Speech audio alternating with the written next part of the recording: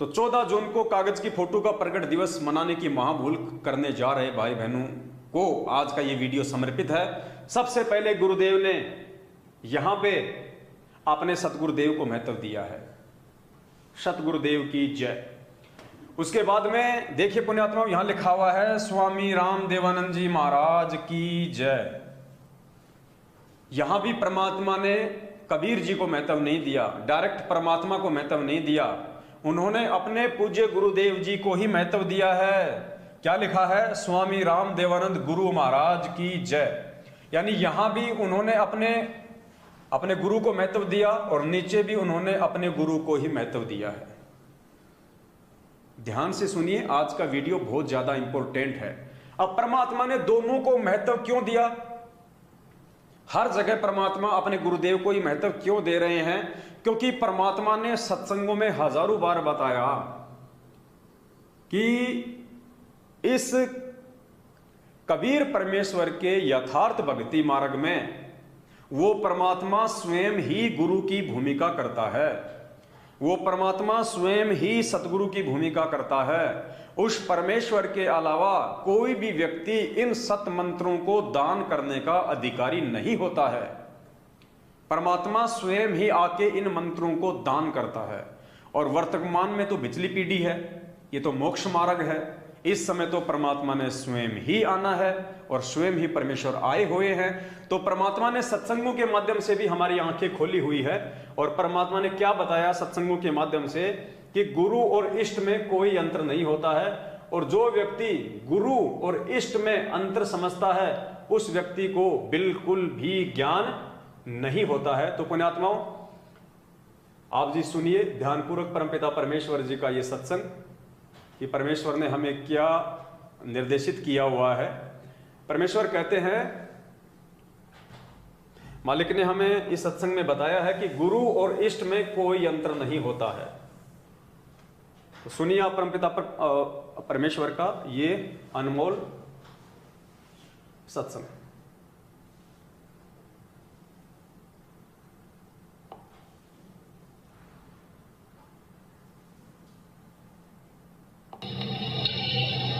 जो बोला सुनो तो के कैसे ये अब के कौन सा भाई फिर बताओ। अब ये ऐसे काल हमारा छोरा उग्रवादियों ने पकड़ दिया था और आपकी दया तो बचा महाराज, आप ले आए बचा के। मैं की तो बचाया अकाप गए थे महाराज जी, छोरे खोल के लाए और नवीखा में कर ने बोला सतगुरु थे। सतगुरु बंदी छोड़ कर लागे, गुरु जी कहने लागे ये कबीर साहब थे गरीबदास जी, मैं तो उठ के बिना बैठा करता, मैं कित के लाऊं था। ने बोला नो ना बकावा, क्योंकि महाराज कहते हैं जो गुरु मानस कर जानते हुए लड़केंगे अंध और महादुखी संसार में फिर आ गए इनके फल। ईश्वर में और गुरु में और इष्ट में कोई अंतर नहीं होता, क्योंकि ये महाराज के देही को सतगुरु कहें, ये सब धूमधर ज्ञान। अगर इस शरीर को आप सतगुरु मानते हैं और चार दागा नहीं जाको सतगुरु जान।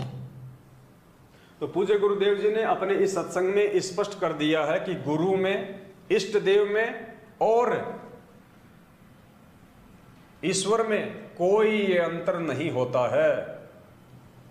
इसीलिए परमेश्वर ने अपने इस पीले पर्चे में, जो पीला पर्चा जो उनके आड़ में निकाला जा रहा है, इस पीले पर्चे में यदि ये पीला पर्चा सतगुरुदेव जी ने लिखा है तो उन्होंने स्वयं लिख दिया कि स्वामी राम देवानंद गुरु महाराज की जय। और यदि ये पीला पर्चा सतलोक आश्रम मैनेजमेंट हरियाणा के माध्यम से लिखा गया है तो परमेश्वर ने उनके अंदर सत प्रेरणा करके ये लिखवा दिया आप और हम सभी भाई बहनों की आंखें खोलने के लिए कि स्वामी राम देवानंद गुरु महाराज की जय। अर्थात भक्ति मार्ग में परमेश्वर से बड़ा सतगुरु होता है, गुरु होता है। आगे परमेश्वर ने हमें और बहुत सारी बातें समझाई हैं इष्ट और गुरु को लेके कि हमने किसको महत्व देना चाहिए, हमने सतगुरु को महत्व देना चाहिए या हमने उस परमेश्वर को अधिक महत्व देना चाहिए इस भक्ति मार्ग में आने के बाद में, ये ज्ञान समझ में आने के बाद में। तो सुनिए परमपिता परमेश्वर का ये सत्संग जिसमें परमात्मा ने हमें समझाया है। क्या समझाया है? परमेश्वर कहते हैं जब तक आपके मन में संशय रहेगी, परमात्मा कहते हैं कोटि ग्रंथ का एक मूल है, अपनी सुरत ठिकाने राख। कोटि ग्रंथ का यानी पूरे अध्यात्म का एक ही निष्कर्ष है कि अपनी सुरत को ठिकाने पे रख। सुरत ठिकाने पे रखने का मतलब कि एक परमात्मा चुन ले। अगर आप दो परमात्माओं को अपने साथ में रखोगे, अपने गुरुजी को भी और दाढ़ी मूंछ वाली फोटो को भी, तो पूज्य गुरुदेव इस सत्संग में कह रहे हैं कि कभी न कभी तुम्हारे को धोखा लग सकता है। तुम्हारे मन में ये विचार आ सकता है कि कहीं ये गुरुजी बड़े हों या फिर कहीं ये कबीर जी बड़े हों, यानी ये गुरु बड़ा हो, कहीं ये भगवान बड़ा हो। गुरुजी यहाँ पे माता का उदाहरण देके समझा रहे हैं कि गुरु और इष्ट में कोई अंतर नहीं होता है।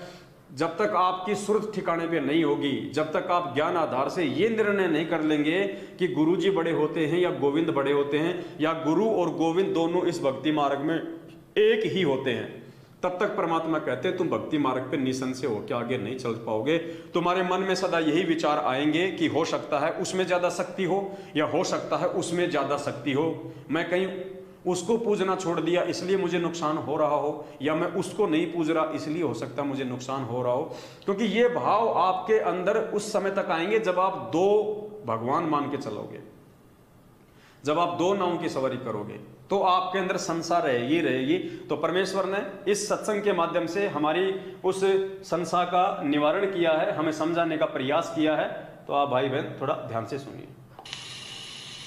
कृष्ण का अधिक सेवन कर सुख दे बोले साख, भाई कोट ग्रंथ का अर्थ है तू सुरत ठिकाने राख। अब कहते हैं सब ग्रंथों का यही, करोड़ ग्रंथों का अर्थ मैं तुझे बताऊं कि सुरत अपना दिद्य ने अपनी नीत ने एक जगह ठिकाने डाट कर राख के तेरा ईष्ट उपास्य यूज।